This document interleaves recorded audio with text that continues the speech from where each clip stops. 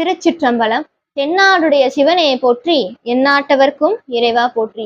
சுந்தர Mahadevi YouTube channel அன்பர்களுக்கு அடியனுடைய அன்பான வணக்கங்கள்.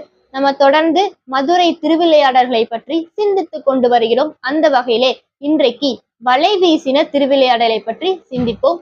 திருச்சிற்றம்பலம். திருச்சிற்றம்பலம். வலை வீசின திருவிளையாடல். முன்னொரு காலத்துல சிவபெருமான் உமையம்மைக்கு முக்தியினுடைய சிறப்பை சொல்லக்கூடிய ஆகம நூல்களின் பொருள்களை கூறிக்கொண்டிருந்தார். இந்த ஆகம நூல்களுடைய பொருள்களை எல்லாம் உமையம்மைக்கு கூறிக்கொண்டிருந்தார் சிவபெருமான்.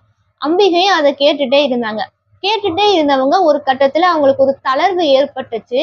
அந்த தளர்விலே மயக்கத்திலே அவங்க கேட்காம விட்டுட்டாங்க. சிவபெருமான் சொல்லக்கூடிய அந்த ஆகம நூல்களின் பொருளை அம்மை கேட்காம விட்டுட்டாங்க. இது தெரிஞ்ச சிவபெருமான் ரொம்ப கோபப்பட்டு அன்னைட்ட சொல்றாங்க, நான் உனக்கு எவ்வளவு சிறப்பு மிக்க ஒரு முக்தியினுடைய சிறப்பை சொல்லக்கூடிய ஆகம நூல்களின் பொருள்களை உனக்கு விளக்கி கொண்டிருந்தேன். ஆனால் அதை கேட்டும் கேளாதது மாதிரி நீ இருந்துட்டியே. அதனால நீ மதுரை மாநகரிலே பரதவர் குலத்திலே போய் பிறக்க கடவுதுன்னு சொல்லி சிவபெருமான் சாபம் கொடுத்துட்ட. இத பார்த்த விநாயக பெருமான் அவர் பக்கத்திலே இருக்கிறார். அப்படி பக்கத்திலே இருக்கக்கூடிய விநாயக பெருமான் ரொம்ப கோவப்பட்டு சிவபெருமான் கையிலே இருக்கக்கூடிய ஆகம நூல்களை பறித்து அதை கடலிலே தூக்கி வீசி எறிந்தார். பக்கத்திலே இருக்கக்கூடிய முருகப்பெருமான் அவர் என்ன பண்ணார், அந்த ஆகம நூல்களை பறித்து கிழிச்சிட்டார். அப்படி ஆகம நூல்களை பறித்து அதை கிழிச்சு போட்டுட்டார். இத பார்த்த சிவபெருமானுக்கு கோபம் வந்துடுச்சு. முருகப்பெருமான் மேல ரொம்ப கோவப்பட்டு ரொம்ப ஞானத்தோடும் அறிவோடும் இருக்கிறதுனாலதானே இந்த ஆகம நூல்களை அதனுடைய பெருமை அறியாது இப்படி கிழித்து எரிந்தாய். இப்படி கிழித்து போட்டதுனால அவருக்கும் சாபம் கொடுத்துட்டார். நீ மதுரை மாநகரிலே ஒரு வணிகனுக்கு, வணிகம் செய்யக்கூடிய ஒரு வணிக செட்டிக்கு நீ ஊமை மகனாக பிறக்க கடவுதுன்னு சொல்லி சாபம் கொடுத்துற. அந்த ஊமை பையன்தான் நம்ம இதுக்கு முன்னால ஒரு திருவிளையாடல்ல பார்த்தோம் இல்லையா, ஊமை தமிழறிந்த திருவிளையாடல். அதுல அந்த உப்பூர் கிழார் என்று சொல்லக்கூடிய வணிகனுக்கு உருத்திர சன்மன் என்று சொல்லக்கூடிய மகனாக இருந்தார் இல்லையா, அவர் தான் முருகப்பெருமான். நம்ம இதுக்கு முன்னாடியில உள்ள திருவிளையாடல்லையே நம்ம பார்த்தோம்.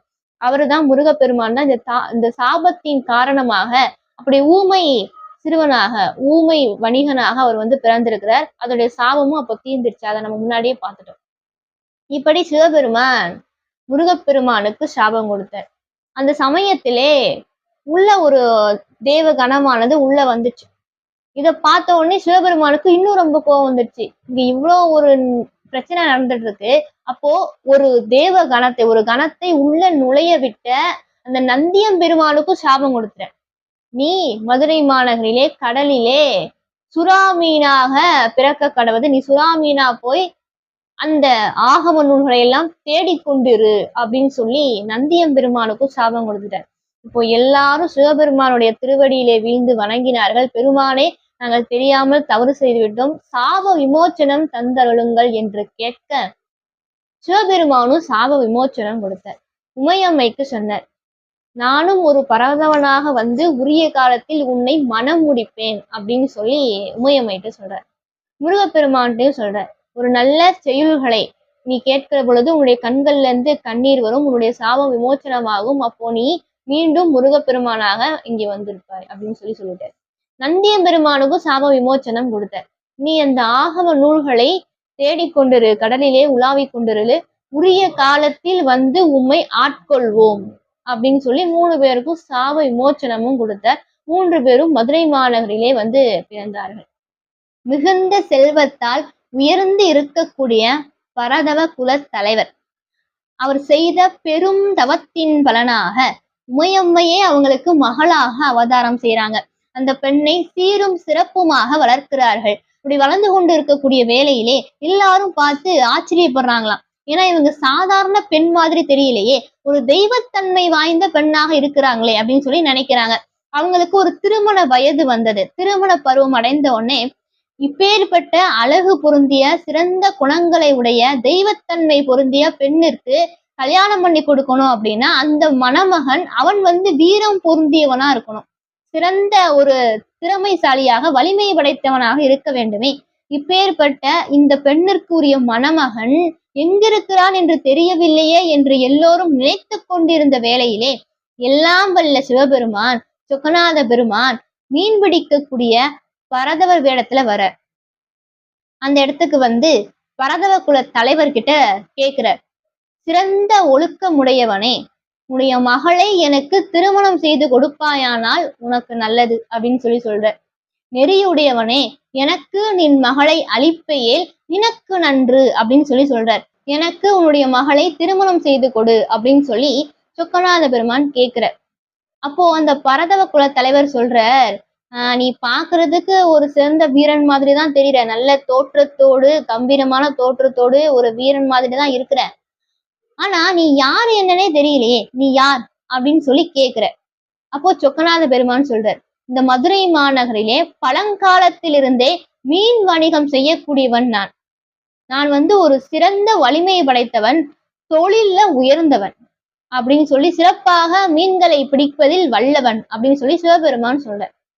சொன்ன உடனே அந்த பரதவ குல தலைவர் சொல்ற, இந்த பாரு, இந்த வாய்ப்பேச்செல்லாம் பேசாத, உன்னுடைய வீண் வாய்ப்பேச்செல்லாம் நான் நம்ப மாட்டேன், உன்னுடைய வாய்ப்பேச்செல்லாம் நான் வந்து நம்ப மாட்டேன், உன்னுடைய செயல்ல நிரூபித்து காட்டு. நீ அப்பேற்பட்ட திறமை படைத்தவன்னா உன்னுடைய செயல்ல நீ எதை நிரூபித்து காட்டு, கடல்ல சென்று மீன் பிடித்து உன்னுடைய திறமையை எனக்கு காட்டுன்னு சொல்ற. அதற்கு சொக்கநாத பெருமானும் சரின்னு சொல்ற. சரி, நான் கடலிலே சென்று வலை வீசி மீன் பிடித்து என்னுடைய திறமையை காட்டுகிறேன் அப்படின்னு சொன்ன உடனே அந்த பரதவ குல தலைவர் சொல்ற, இந்த கடல்ல மலை அளவுக்கு பெரிய ஒரு சுறாமீன் இருக்கு. அந்த சுறாமீன் எல்லாரையும் அச்சப்படுத்துது. அந்த கடலிலே ஊர்ந்து செல்லக்கூடிய மரக்கணங்களை எல்லாம் தடுத்து உடைத்து விடுகிறது. சிறந்த மீன்களை எல்லாம் சாப்பிடுறது. எல்லோரும் இந்த சுறாமீனை பார்த்து அச்சப்படுகிறார்கள். அப்படி எல்லோரும் அச்சப்படும்படியாக இருக்கக்கூடிய அந்த சுறாமீனை நீ பிடிப்பாயாக. அந்த சுறாமீனை நீ பிடிச்சிட்டேனா, அந்த சுறாமீனை வலை வீசி நீ பிடிச்சிட்டேனா, இந்த பரதவ குலத்துக்கே நீதான் தலைவன். இங்க பரதவ குலம் சிறக்க வந்த என்னுடைய மகளை உனக்கே யாம் திருமணம் செய்து கொடுக்கிறோம் அப்படின்னு சொல்லி அந்த பரதவ குல தலைவர் சொன்னார். சிவபெருமானும் சரி அப்படின்னு சொல்லிட்டு கடல்ல படகை எடுத்துட்டு கையில வலையும் வைத்து கொண்டு போறார். கடலிலே அந்த சுறாமீனை பிடிப்பதற்காக வலையை வீசினர்.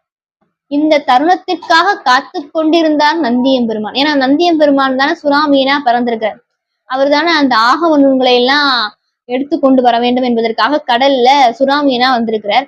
ஆகம நூல்களை எல்லாம் எடுத்துக்கொண்டு சிவபெருமான் அப்படி வலை வீசுற பொழுது அந்த வலையிலே அகப்பட்டு கொண்டு நந்தியம்பெருமான் அந்த சுறாமீன் வெளியே வருது. அவரும் அந்த வலையை பிடிச்சு இழுத்து கரைக்கு கொண்டு வந்து சேர்த்தார் சொக்கநாத பெருமான். இத பார்த்த உடனே எல்லாருக்கும் ஆச்சரியம். ஆஹா, எப்பேற்பட்ட ஒரு வீரனாக இவன் இருக்க வேண்டும். நம்ம எல்லாம் அச்சப்படுத்திய, துன்பப்படுத்திய, நமக்கெல்லாம் ஒரு அச்சுதலாக இருந்த, அச்சப்படும்படியாக இருந்த இந்த சுறாமீனை இவன் பிடித்து கொண்டு வந்து விட்டானேன்னு சொல்லி எல்லோருக்கும் ஆச்சரியம். எல்லோரும் அவரை வாழ்த்தினார்கள். அந்த பரதவ குல தலைவருக்கும் ரொம்ப மகிழ்ச்சி. ஆஹா, இவர் வந்து எல்லோரும் அச்சப்படுத்திய அந்த சுறாமீனை பிடிச்சு கொண்டு வந்துட்டாரே அப்படின்னு சொல்லி ரொம்ப மகிழ்ச்சியோடு பரதவ குல வழக்கப்படி தன்னுடைய மகளை அவருக்கு திருமணம் செஞ்சு கொடுத்தார். திருமணம் முடிஞ்ச உடனே எல்லாருக்கும் மகிழ்ச்சி. அப்படி திருமணம் முடிஞ்ச உடனே சுறாமீன் நந்தியம்பெருமானாக மாறினார். அப்போ சிவபெருமானும் சொக்கநாத பெருமானாகிய அந்த சிவபெருமானும் உமையம்மை அம்பிகையும் காட்சி கொடுத்தார்கள். அப்படி ரிஷபாரூடராக காட்சி கொடுத்தார்கள். அப்படி நந்தியம்பெருமான் அவர் மீது அமர்ந்து கொண்டு அப்படி ரிஷபாரூடனாக பெருமான் காட்சி கொடுத்தார். எல்லாருக்கும் ஆச்சரியம். ஆகா, என்னே சிவபெருமானுடைய திருவிளையாடல் என்று போற்றினார்கள். அப்போ வருணன் மழையாக பொழிந்தார். எல்லோரும் காணும்படியாக பெருமான் வானுலகம் சென்றார். எல்லாருக்கும் மகிழ்ச்சி. இது கனவா நனவானே தெரியலையே, எம்பெருமான் அந்த உமையம்மையே நம்முடைய பரதவ குலத்திலே வந்து அவதாரம் செய்தார்கள். அவங்களை திருமணம் செய்வதற்காக எம்பெருமானே இங்கு வந்திருக்கிறாரே அப்படின்னு சொல்லி எல்லோருக்கும் ஆச்சரியம். எல்லாரும் இது ஏதோ கனவா நனவானே தெரியாமல் எல்லோரும் வியந்தார்களாம். அதுக்கப்புறம் எல்லாம் வல்ல சொக்கநாத பெருமானை போற்றி மகிழ்ந்தார்களாம். இதுக்கப்புறமா உமையம்மை சிவபெருமானிடத்திலே சொல்றாங்க, சிவபெருமானே, பெருமானே சுவாமி, நான் தவறு செஞ்சுட்டேன், நீங்க இன்னொரு முறை எனக்கு அந்த ஆகம நூல்களின் பொருளை விளக்கி சொல்லுங்கள் அப்படின்னு சொல்லி உமையம்மை கேட்கிறாங்க. அப்போ சிவபெருமானும் சரின்னு சொல்லி உத்திர கோசமங்கை என்று சொல்லக்கூடிய அற்புதமான திருத்தலத்திலே உமையம்மைக்கு சிவபெருமான் அந்த ஆகவ நூல்களின் பொருள்களை விளக்கி சொல்ற. அப்படி இந்த வலை வீசின திருவிளையாடலானது நிறைவடைகிறது. இவ்வளவு நேரம் இதை கேட்டுக்கொண்டிருந்த அத்துணை பேருக்கும் அடியேனுடைய நன்றி. தொடர்ந்து இது போன்று மதுரை திருவிளையாடல்களை பற்றி சிந்திக்க சுந்தர மகாதேவி யூடியூப் சேனலை சப்ஸ்கிரைப் பண்ணிக்கோங்க. உங்க நண்பர்களுக்கும் ஷேர் பண்ணுங்க, லைக் அண்ட் கமெண்ட் பண்ணுங்க. நன்றி. திருச்சிற்றம்பலம்.